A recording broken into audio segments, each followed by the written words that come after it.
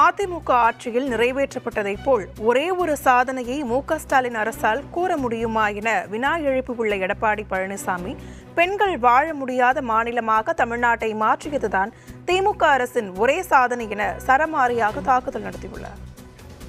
எடப்பாடி பழனிசாமி வெளியிட்டுள்ள அறிக்கையில் மு.க.ஸ்டாலின் தலைமையிலான திமுக ஆட்சியை ஸ்டாலின் மாடல் ஆட்சி என ஆளுங்கட்சியினர் புகழ்ந்தாலும் நிர்வாக திறமையற்ற ஆட்சி, நிதி பற்றாக்குறை, கடன் வாங்குவதில் முதலிடம், சட்டம் ஒழுங்கு சீர்கேடு, போதைப் பொருள் மண்டலமாக மாறிய தமிழ்நாடு, நாள்தோறும் கொலைகள் என பொதுமக்கள் கடுமையாக குற்றம் சாட்டி வருவதாக தெரிவித்துள்ளார். திமுக ஆட்சி பொறுப்பேற்றவுடன் சென்னையில் ஒரு சொட்டு நீர் கூட தேங்காமல் வடியும் என முதலமைச்சர் மற்றும் பல்துறை அமைச்சர்கள் ஒவ்வொரு விதமாக பேட்டியளித்த நிலையில் 2021 மற்றும் 2022 ஆண்டுகளில் பெய்த சிறு மழைக்கே சென்னை மக்கள் தத்தளித்ததுதான் வெளிப்படையான உண்மை என குறிப்பிட்டுள்ள எடப்பாடி பழனிசாமி, உள்ளாட்சி தேர்தல்களில் வாக்குச்சாவடி முறைகேடுகள், மறு வாக்குப்பதிவு, அலுவலர்கள் மிரட்டப்படுதல் போன்றவை அனைத்து ஊடகங்களிலும் வெளிவந்ததாக குற்றம் சாட்டியுள்ளார். பல்வேறு திட்டங்கள் வழங்கப்படும் என வாய்ஜாலம் பேசிய மு.க.ஸ்டாலின், அவற்றில் 50 விழுக்காட்டை கூட கொடுக்க முடியாதபடி பல்வேறு கட்டுப்பாடுகள் விதித்துள்ளதாக கூறியுள்ள எடப்பாடி பழனிசாமி,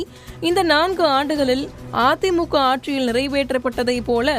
ஒரே ஒரு சாதனையை ஸ்டாலின் மாடல் திமுக அரசால் குறிப்பிட்டு கூற முடியுமா என காரசாரமாக வினா எழுப்பியுள்ளார். காவல்துறையில் சீர்திருத்தங்கள் தேவை என மு.க.ஸ்டாலின் கூறினாலும் குற்றங்களை தடுப்பதில் எவ்வித முன்னேற்றமும் இல்லை எனவும், பெண்கள் பாதுகாப்பாக வாழ முடியாத மாநிலமாக தமிழ்நாட்டை மாற்றியதுதான் திமுக அரசின் ஒரே சாதனை எனவும் எடப்பாடி பழனிசாமி சரமாரியாக குற்றம் சாட்டியுள்ளார். பள்ளி மற்றும் கல்லூரி மாணவர்கள், இளைஞர்களிடையே